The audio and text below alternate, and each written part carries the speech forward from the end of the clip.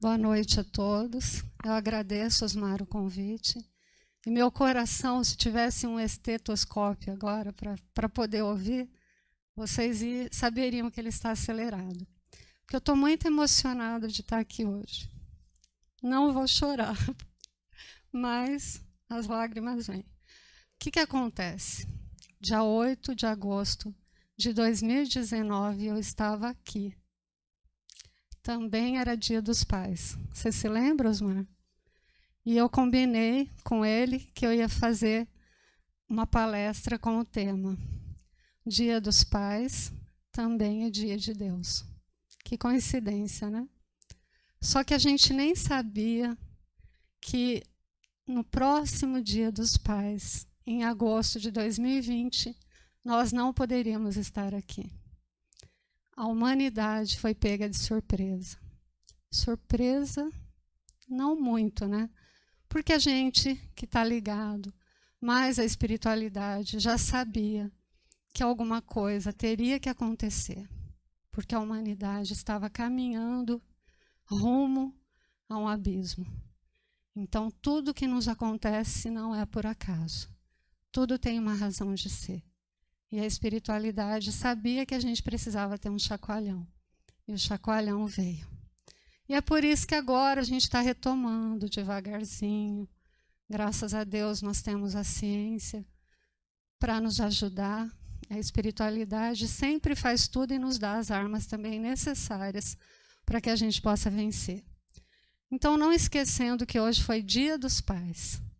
Então, eu mando a todos os pais que estão nos ouvindo nossos eflúvios, o nosso amor, a nossa gratidão, porque só estamos aqui porque um dia alguém aceitou ser o nosso pai.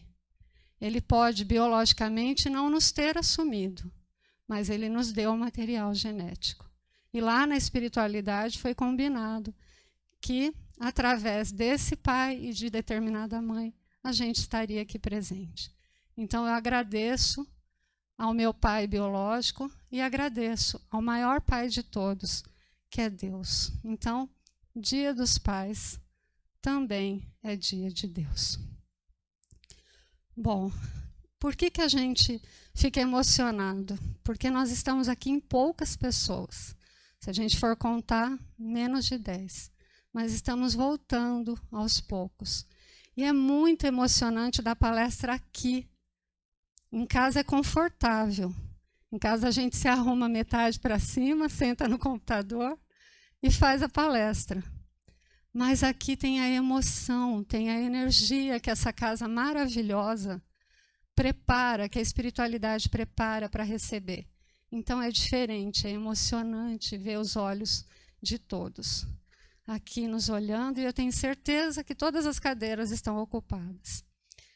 Então, por tudo que a gente está passando, pelo tempo que a gente está voltando agora, no novo normal, eu resolvi falar no tema Os Desertos da Alma. E o que será que são os desertos da alma, né? Então, eu vou dizer para vocês. Todos aqueles que já tiveram dores, não dores físicas, mas dores emocionais, dores espirituais, problemas de relacionamento, problemas de traições, problemas de perda de entes queridos, todos os tipos de problemas que nós, enquanto aqui encarnados, podemos ter, já experimentou os desertos da alma. Aquele momento que a gente é colocado de joelho, porque é só assim que a gente consegue sentir a profundidade do que há dentro de nós, que é nosso Pai maior. Só quando a gente está enfrentando esses desertos é que a gente se lembra de uma caixa de primeiros socorros, não aquela caixa de primeiros socorros de remédios, de metiolate. Olha que eu sou antiga da época do metiolate, nem se usa mais. Ainda tem, mas não se usa, né? Agora não arde mais. Mas não é dessa caixa de primeiros socorros que eu estou falando. É da caixa de socorros, de primeiros socorros, espiritual. E qual será essa caixa, né, gente? Essa caixinha aqui, ó. E quando a gente está dolorido, quando a gente está no deserto, a gente se lembra que existe um livro onde Jesus fala conosco, nesses momentos onde a gente está enfrentando os desertos da alma.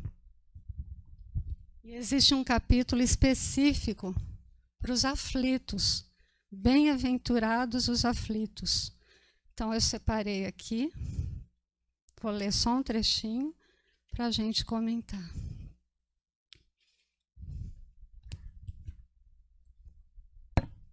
Bom, pode falar. A Marilza Abreu já escreveu para você aqui. Eu ainda uso mertiolate. Ai, que lindo. Bom, bem-aventurados os aflitos. Está no capítulo 5 do Evangelho segundo o Espiritismo. Então, a bem-aventurança dos aflitos, dentro desse capítulo, no item 24, fala de toda a gente que passa pelas desgraças. Toda a gente que já sentiu e julga conhecer, então, esse caráter múltiplo dos sofrimentos. É quando a gente vê a miséria, o fogão sem lume, o credor que ameaça, o berço de um anjo sorridente que desapareceu, quando a gente vê o féretro que se acompanha de cabeça descoberta e com o coração despedaçado, né? Quando a gente acompanha o féretro, e na angústia de uma traição. Bom, desgraças há inúmeras, de várias matizes. Mas como é que a gente faz, então, para enfrentar esses desertos? Porque além de enfrentar, existe também a consequência de passar por eles. Bom, eu acho que esse Covid colocou todo mundo num deserto. Porque todo mundo teve que se isolar, todo mundo teve que repensar a sua situação, os seus relacionamentos. Quantas vezes eu estava conversando com a Georgia, que está aqui, com o Ricardo, que a gente tinha a oportunidade de estar aqui na Casa Espírita, mas por algum outro evento a gente falava, hoje eu não vou no centro. Então, nós aprendemos a valorizar o dia de estar aqui, diante da impossibilidade de estar, né? Porque o Covid fez isso com a gente, tem que ficar em casa. Então, como diz que a consciência ela só nasce do contraste, ou seja, só quando eu perco que eu dou valor, então também aprendemos essa grande lição com o deserto que nós fomos colocados. E esse deserto, grandes homens já passaram por ele. Nós sabemos que Jesus também frequentou por um tempo o deserto.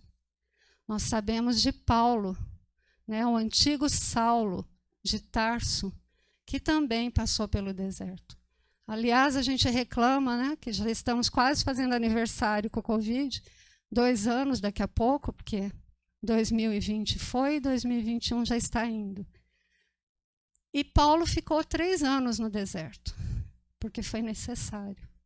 Foi necessário que ele repensasse a sua existência, porque como um vaso escolhido que ele era, ele tinha uma missão, ele tinha uma destinação. Ele resolveu se desvirtuar e fazer o caminho contrário à sua programação espiritual. E começou então a perseguir os cristãos, quando ele era um vaso escolhido, tinha estudo e capacidade para propagar o cristianismo. Então ele precisou ficar de joelhos para entender qual era a sua missão. Teresa de Ávila também, conhecida como Santa Teresa, também precisou passar pelo deserto. E Teresa ficou 2 anos em uma cadeira de rodas, porque precisava também olhar para dentro, para as moradas do castelo interior e verificar qual era a sua missão. Que Deus habitava essas moradas que há dentro de cada um de nós. E também muitos outros passaram pelo deserto. Mas eu me identifiquei muito com São Francisco de Assis. Eu sempre tive simpatia por esse santo, nem sabia por quê. Depois fiquei sabendo, tem muito mais história por trás disso. Bom, mas eu sempre queria ler algo sobre São Francisco. Então eu procurei um casal de amigos devotos de São Francisco de Assis, a doutora Teresa Pfeiffer e o doutor Guilherme, que ele é o São Francisco aqui na Terra.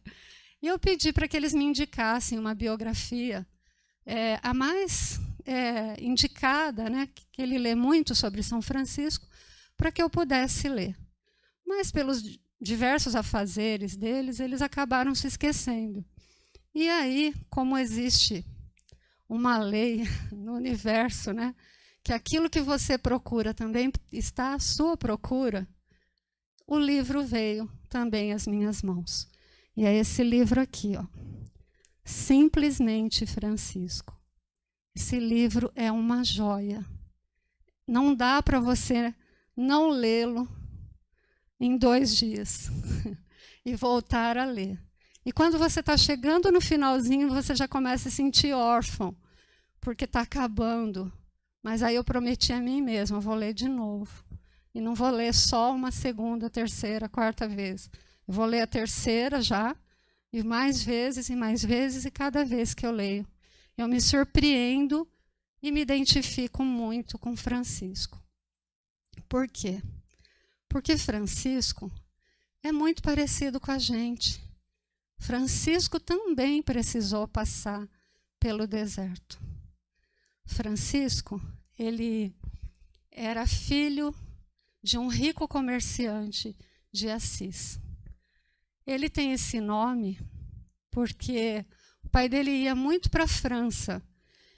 E numa dessas viagens para buscar tecidos, a mãe de Francisco começou a sentir as dores do parto. E a criança não nascia de jeito algum. E aí bateu um peregrino na porta da casa daquela rica família, Bernardoni, né, sobrenome dele, e avisou quem foi atender que levasse a senhora Pica Bernardoni para o estábulo, porque Francisco só nasceria no estábulo. Né, a criança só nasceria no estábulo. E eles, a mãe, então, foi, obedeceu, levaram então Pica para o estábulo e a criança rapidamente nasceu. Recebeu o nome inicial de Giovanni, mas quando o pai retornou, disse: não, ele chamará Francisco, que é francesinho o significado de Francisco. Bem, assim Francisco já nascia marcado, já era também um vaso escolhido, porque nasceu no estábulo. E qual semelhante a ele nasceu no estábulo, não é? Então, eu me identifiquei muito com São Francisco, porque a minha mãe está aqui e ela sabe que meu berço foi uma bacia.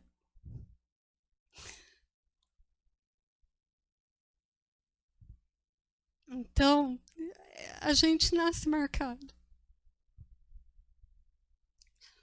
Mas vamos continuar.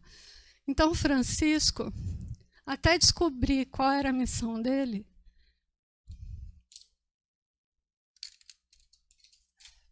até Francisco descobrir qual era a sua missão, ele aproveitou muito a vida que ele tinha de playboy da Hungria. Você sabia disso? Ele era conhecido como playboy da Hungria. Por quê? Francisco dava altas festas, era muito gastão, ele era pródigo com o dinheiro que ele tinha, que a família proporcionava. Ele era uma pessoa, um filho, que tinha suprido todas as suas necessidades. Tudo que ele queria, o pai dele dava. E o pai dele, o pai biológico, tinha um sonho para Francisco. Queria Francisco cavaleiro. E para ser um cavaleiro, tinha que ir para a guerra. E olha o antagonismo. Um homem que pregou a paz. Onde houver guerra, que eu leve a paz. Mas o seu pai, inicialmente, sonhou para Francisco cavaleiro, o título de cavaleiro. E Francisco foi para a guerra. E Francisco foi para a guerra, ficou foi derrotado pela cidade de Perúgia e ficou aprisionado por 1 ano, até que a sua família pagasse o resgate e ele pudesse retornar. Durante esse ano, Francisco repensou a sua vida. Foi nessa fase que ele também teve conhecimento de Clara, que também estava destinada pelo seu pai a um casamento com alguém de muitas posses, um aristocrata. Mas Clara não sentia que nascia para casar. E eles se viram de relance. E só aquele olhar, 2 vasos escolhidos já se reconheceram. Então, Francisco volta à sua casa, fraco, abatido e deprimido. E então começa a trabalhar no comércio do pai e começa a pensar, a vida não pode ser só isso. Mas continua ajudando o rico comerciante Pedro Bernardone. Até que um dia bate à sua porta um pedinte. E Francisco, então, o expulsa imediatamente da loja. E foi o primeiro convite de Deus, porque ele se sentiu muito mal e pensou, se fosse algum amigo meu, algum ricaço aqui de Assis, eu colocaria tapete vermelho para que ele entrasse. Mas como era um pedinte, eu o expulsei. E nesse momento, nesse primeiro relance, nessa primeira iluminação que Francisco teve, de que aquele era o caminho, ele sai correndo atrás, então, do andarilho, ele oferece um corte de tecido. E ele sente uma felicidade imensa, tão grande, que ele começa a entender que esse é o seu caminho, porque ele estava perdido, ele não conseguia se ver como um cavaleiro. Então, esse livro vai nos fazer entender que, embora nós possamos ter talvez uma idade já avançada e dizer, mas minha vida já deu, eu não sei qual é a minha missão, já passou. Não. Sempre há tempo para que a gente cumpra a nossa missão. E Francisco, então, para entender a sua missão, ele se isolou, porque era preciso calar a voz e poder escutar a voz de Deus. Então, Francisco vai ter um encontro com Cristo, que sempre esse encontro se dá no deserto. Francisco se retirou e foi até uma igrejinha pequena, totalmente destruída, igreja de São Damião. E lá ele ficou em preces, angustiado, depressivo, sofrendo dessas dores da alma. Foi quando ele ouviu a voz de Deus. Francisco, reconstrói a minha igreja. Inicialmente, Francisco achou que era para construir, estava tudo em ruínas, não tinha nem teto a igreja. Então, ele resolveu que a sua missão era aquela. E todos acharam, então, que Francisco estava louco. Será que nesse momento a gente também não se identifica com Francisco? Quando a gente começa a fazer a nossa reforma íntima, a gente conhece, então, o Evangelho. Aí nós começamos a colocar em prática. Nós começamos a nos modificar. Muitas pessoas nos acusam de loucos.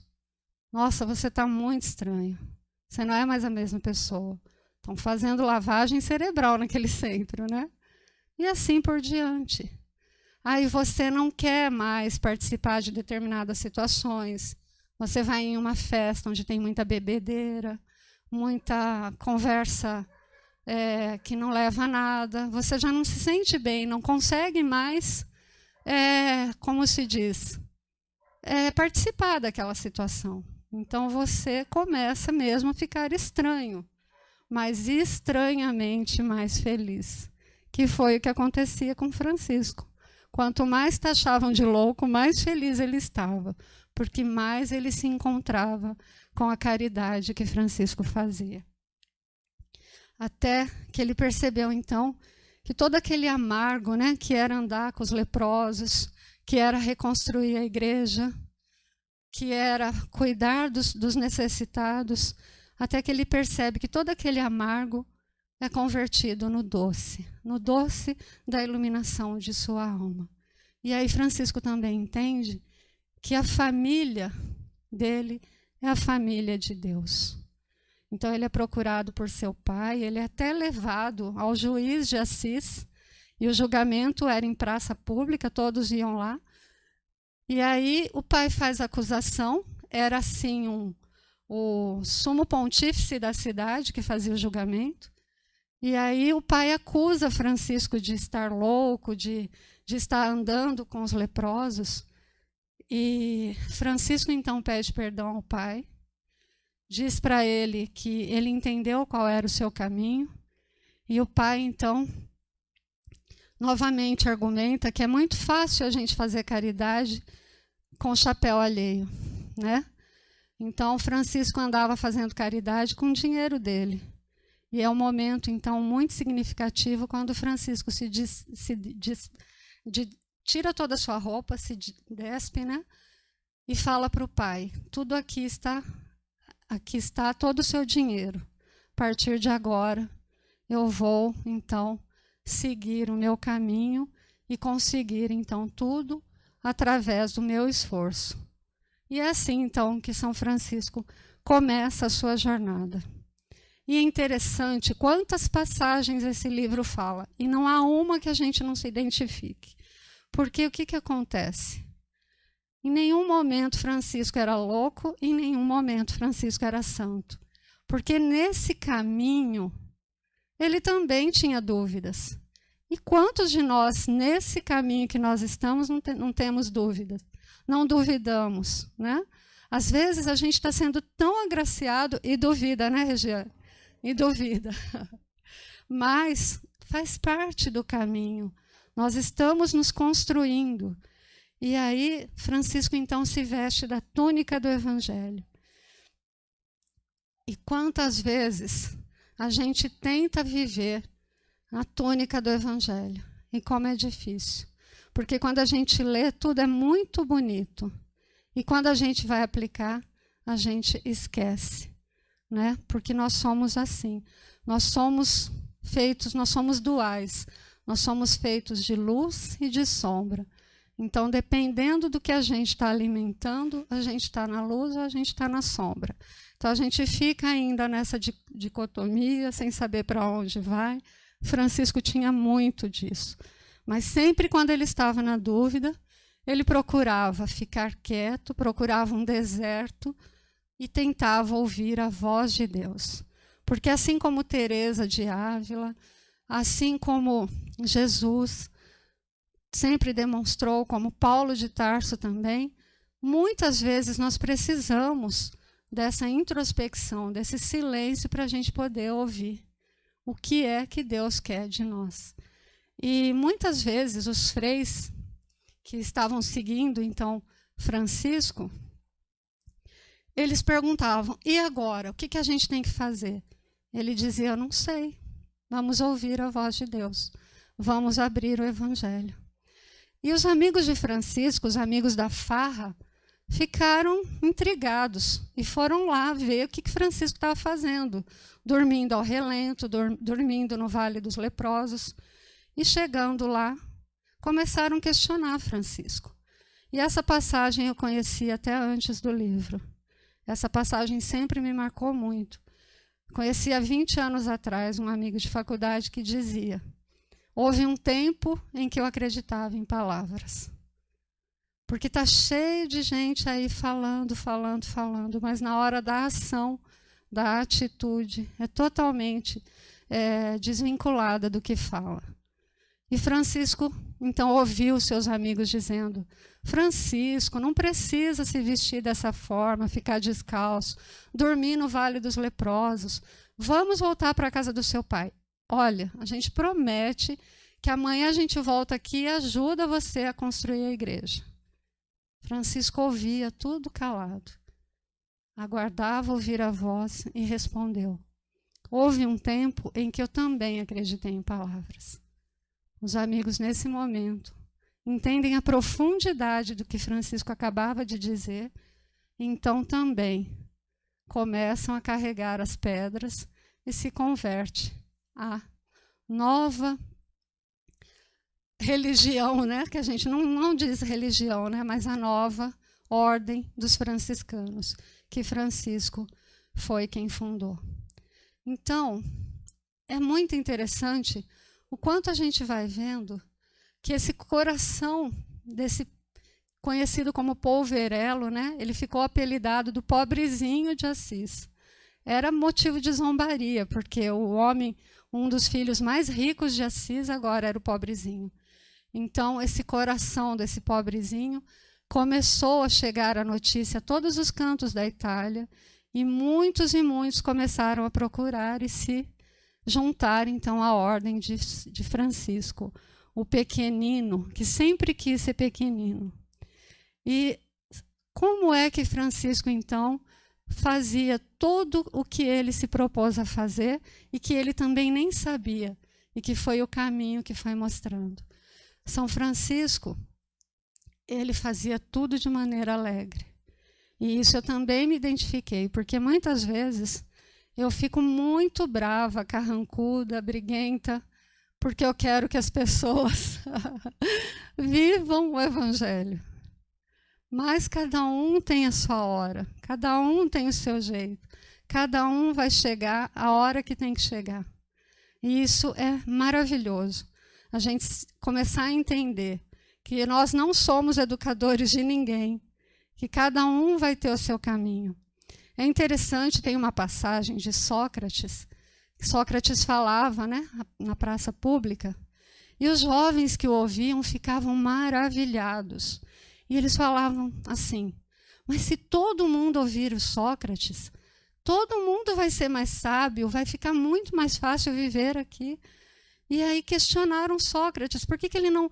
Olha, a gente pode trazer meus pais, minha mãe, minha família, todo mundo aqui para te ouvir, meus amigos. E aí Sócrates disse assim, como sempre ele não respondia, ele perguntava. E você que chegava à resposta. Então ele disse, olha, a minha mãe, Fenaredes, ela é uma excelente parteira. Aliás, eu acho que ela é a melhor parteira. Porém, o que a minha mãe não pode fazer é dar à luz a uma mulher que não estiver grávida. E aí, aqueles que tiveram discernimento entenderam o que Sócrates estava dizendo. E que eu tive que aprender também com essa lição de Sócrates. Não adianta eu trazer todo mundo que eu amo aqui, colocar na cadeira, assistir as palestras. Não precisa ser as minhas, pode ser do mais renomado palestrante, que a gente tem na doutrina espírita vários. Se a pessoa não estiver preparada, se ela não quiser aprender, ela não vai aprender mesmo amarrada na cadeira. Posso trazer todos os dias. Ela só vai aprender quando ela quiser, quando ela estiver grávida de sabedoria, quando ela estiver querendo conhecimento. E geralmente a gente só quer quando a gente é colocado numa máquina de moer alma. É aí que o solo está preparado. A parábola do semeador fala isso, não é? Quais são as sementes que frutificaram, que germinaram? Aquelas que caíram em solo fértil. Então, se a gente não for um solo fértil, não tiver arado ali, remexido pela dor, a gente não vai aprender nada. E eu falo isso por mim. Eu frequentei o Amor e Caridade muitos anos, mais de 20 anos atrás. Eu ia porque eu achava lindas as palestras do Richard. Eu gostava daquele movimento da casa. Aí eu levava meus filhos. Eles começaram a fazer parte da mocidade espírita, graças a Deus, porque eu tenho certeza que isso ajudou muito na formação do caráter deles, que são incríveis. Eles são meus pais. Mas, como espíritos evoluídos que eles são, não é, mãe? Bom, então o que acontece? Eu ia lá, mas eu não era um solo fértil. A minha vida estava muito boa, estava muito confortável. Eu ia quando... hoje eu vou lá no SEAC de manhã assistir palestra. Ouvi, achava lindo, mas já foi um pequeno início e foi muito importante. Porque quando eu fui colocada numa máquina de moer alma, eu sabia que eu não podia desistir da vida. Então foi importante, nada foi em vão. Embora eu não tivesse vontade de estudar, para que estudar? Esse povo espírita estuda muito. O que são essas obras básicas? Credo. Eu falava, só assistir palestra tá bom, né? Eu sou boazinha, não faço mal para ninguém. Mas eu estava fazendo mal para mim, porque eu não vim aqui só para ser uma boa trabalhadora, uma boa mãe, uma boa esposa. Eu vim aqui para me iluminar. Eu vim aqui como um espírito ignorante, que eu fui criada, pelo amor de Deus, para procurar sabedoria, iluminação e conhecimento. Então, eu não estava fazendo o meu dever. Eu estava levando a vida, como todo mundo leva, acreditando que viver é fazer o que todo mundo faz. Mas nós temos que fazer além. Cada um de nós tem uma missão. E a gente tem que descobrir qual é ela. Então, não tem como não se identificar com Francisco. Francisco precisou ir para a guerra, precisou sofrer, ser aprisionado, ficar lá 1 ano pensando, voltar deprimido, ainda passar mais um tempo no deserto, até descobrir qual era a sua missão. E ele fazia isso com muita alegria. Então eu aprendi também que eu não tenho que ficar aborrecida com aqueles que estão ao meu redor e não querem aprender. A hora deles vai chegar. A gente vive no mar. A vida é como uma onda no mar. Está tudo calmo, daqui a pouco vem uma maré alta. Então, a gente tem que ter as ferramentas para conseguir vencer todas as turbulências.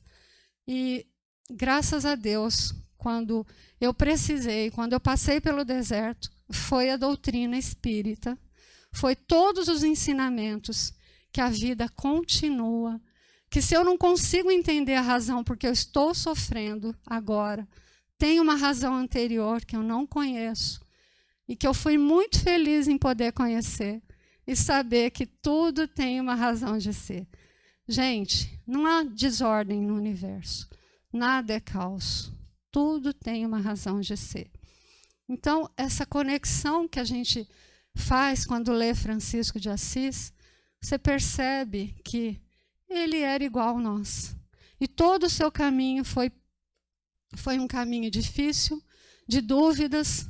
Tinha momentos que ele não entendia qual era o caminho que ele tinha que traçar. E há uma outra passagem também que eu gosto muito, que fala, e qual de nós também não passou por uma situação dessa? Francisco peregrinava pela Itália, foi ter com o Papa, conversar, porque o Papa estava achando que era mais uma agremiação herege, né, pecaminosa que estava sendo criada. Então ele foi lá se justificar ao Papa, e o Papa entendeu e deu a bênção a Francisco. E no regresso, imagine que de Assis a Roma se fazia a pé, Francisco fazia a pé e descalço. E numa região inóspita, muito fria, e no retorno de Roma, Francisco foi com o Frei Iluminato, que era o seu fiel escudeiro, como o Sancho Panza era do Dom Quixote. Ele tinha o Iluminato, que foi o primeiro que se converteu, depois foram os 2 amigos, e o Iluminato foi com ele a Roma, sempre questionando, como Sancho Panza questionava o Dom Quixote. Mas mestre, né? E o Iluminato falava, mas irmão, nós vamos até Roma. E ele, calma, calma, nós vamos conseguir, Deus está conosco. E ia cantando pelo caminho, saudando a natureza, porque há quem passe por uma floresta e só veja lenha para sua fogueira. E Francisco conseguia ver toda a grandeza da natureza, das coisas que Deus colocava. Então ele saudava a irmã Lua, saudava o irmão Sol, abençoava e glorificava a água, conseguia ver a beleza, ver Deus em tudo. E Iluminato pensava, meu Deus do céu, ele vê mais do que eu. Eu só consigo sentir os meus pés doendo, meu corpo todo moído, mas seguia Francisco. E o que acontece, então, na volta de Roma? Eles estão muito cansados, a noite cai, começa a cair neve também, e eles enxergam muito próximo um mosteiro. E eles, então, dão glória a Deus por encontrar um abrigo para dormir.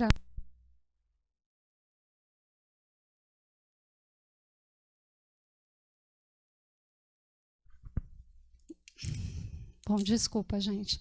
E ele, então, encontra esse abrigo, bate na porta, e aí quem vem atender fala, quem é que bate? E o iluminado fala, é o irmão Francisco que está aqui. E a fama de Francisco já corria longe, até fora da Itália. E quem atendeu lá no mosteiro disse, ah, tá, que é Francisco. E fecha a portinhola e deixa os dois lá fora. E aí, nesse momento, Francisco começa a dançar. E aí, iluminado fala, agora ele enlouqueceu de vez. Agora é demais. Mas está dançando. E aí ele virou e falou assim, porque eu esperava por esse momento a minha vida inteira, Iluminato. Que momento, irmão! Ele pensou, será que era o momento da loucura total? E aí ele disse assim, agora nós estamos inteiramente na mão de Deus. Porque todas as outras situações, alguém poderia nos atender, nos acolher. Um irmão encarnado, né? Ele não usava esse termo encarnado, eu que estou usando, mas alguém da terra poderia socorrer. Ah, naquele momento, não, só Deus. Porque a porta tinha sido fechada, o tempo estava uma nevasca absurda. E aí ele dançando, e respondeu isso, e ele falou, nossa, nós vamos morrer aqui, Francisco dançando. E ficou lá esperando, e Francisco dançando. Daqui a pouco, abre a porta, e aí eles dizem, entre, irmão Francisco. Então, quantas vezes a gente fala, agora não tenho mais para onde correr. Agora não há quem possa me ajudar. Não existe. Às vezes chega algum amigo lá, vê você chorando, e aí você fala, não, você não pode me ajudar, ninguém pode me ajudar. Então, nesse momento, nós estamos inteiramente na mão de Deus. E pode ter certeza que o céu, a espiritualidade superior, já está há muito tempo se movimentando para vir te socorrer. Talvez não seja o socorro que você espere, porque o socorro que você espera talvez não seja bom para você. Porque, como diz o ditado, Osmar, só necessidade faz o sapo pular. Então, se não tem necessidade, a gente não corre atrás. Bom, continuando, eu espero que tudo que eu esteja falando aqui, vocês queiram ler o livro, porque eu não estou falando nem um décimo do que tem. As passagens são maravilhosas. Existe uma outra que fala qual é a pérola mais rara. E também Frei Leão pergunta para ele, ah, é o amor? Ele diz, não. É a sabedoria? Também não. Meu Deus, qual é, meu irmão Francisco? E ele fala, a paciência. A paciência é a pérola mais rara que tem.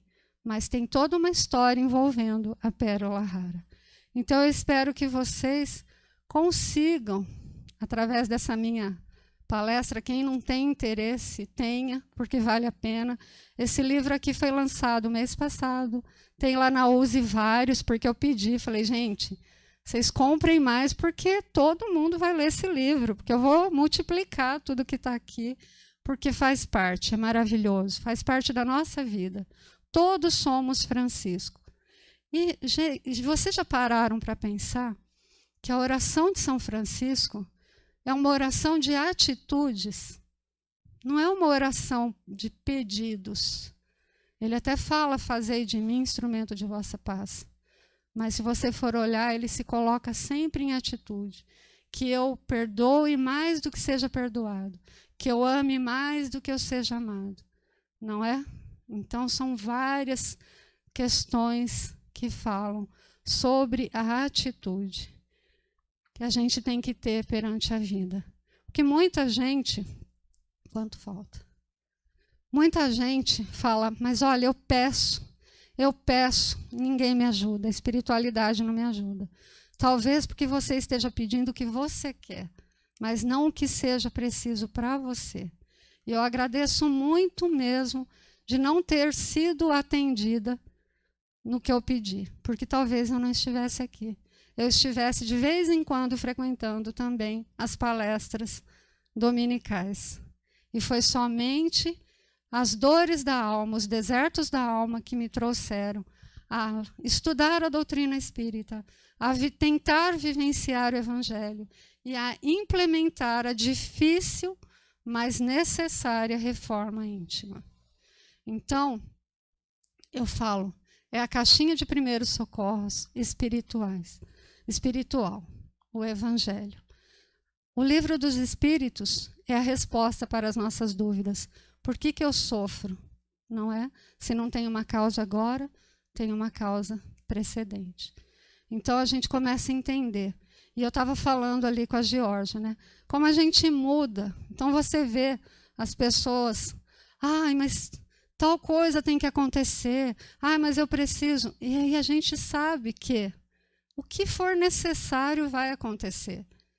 Você até faz preces para que o desejo da pessoa, ela está te pedindo uma prece, seja atendido, mas a gente pede assim, faça o que for melhor para ela, para que ela acorde, para que as necessidades façam ela crescer, não é?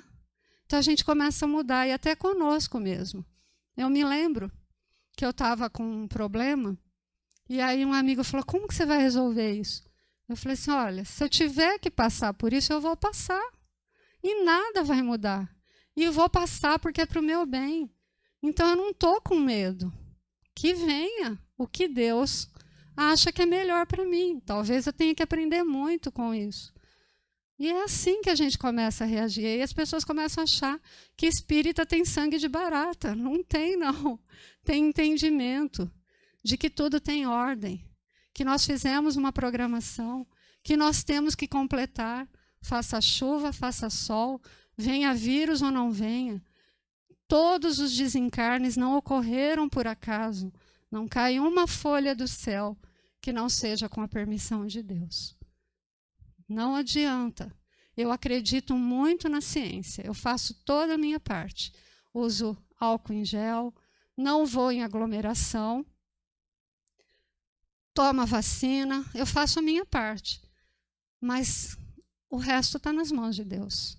Ele sabe a hora que eu tenho que ir, a hora que chegou o meu momento. Se eu não tenho mais utilidade aqui.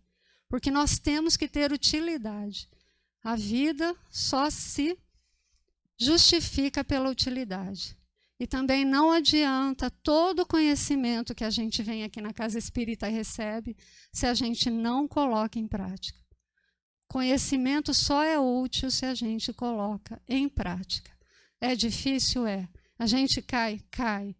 Você tenta ser tolerante? Tenta. Vem a prova para ver se é tolerante. A provocação vem. Você cai. Mas aí você vai desistir? É igual ao regime. Né? Amanhã era dia do regime, dia internacional do regime. Se você furar o regime, beleza, não precisa esperar outra segunda para começar novamente. Volta na terça. Mas a gente faz assim. Ah, eu escorreguei, caí, eu vou abandonar. Ah, não adianta ir no centro. Eu continuo sendo uma pessoa muito difícil. Tá, caiu? Caiu 1000 vezes, levanta 1001. E é assim que a gente tem que seguir. E se a gente não estiver aprendendo, eu digo assim, por que será que o Covid se prolonga? Por que será? Porque tem muita gente que ainda não caiu de joelhos, não se rendeu, não perdeu ninguém querido, muito próximo. Eu conheço várias pessoas próximas que se foram. Então, quando a gente começa a se render aos ensinamentos do Covid, você percebe que você está um pouquinho mais adiante daquele irmão que ainda está fazendo festa clandestina, ainda está teimando em furar bloqueios, escolhendo vacina e etc. E os exemplos vão por aí, por água abaixo, né? Porque para descer até a gravidade ajuda, para subir a espiritualidade também ajuda, gente. Então, eu vim falar para vocês disso. Todos que estão enfrentando o deserto, O deserto da alma tem uma razão de ser. Mas tenha certeza que todos que passaram pelo deserto encontraram Jesus. Porque Jesus apareceu para Paulo de Tarso, apareceu para Francisco pedindo para que ele reconstruísse a sua igreja, porque a igreja não era feita de ouro, como os homens estavam fazendo. A igreja era feita de necessitados, de acolhidos, de acolhimento a esses necessitados. Então, Teresa também de Ávila encontrou Jesus também nos seus desertos. E que nós, enfrentando os desertos desta pandemia, também possamos encontrar Jesus. Muito obrigado por essa oportunidade, por essa felicidade de estar aqui novamente.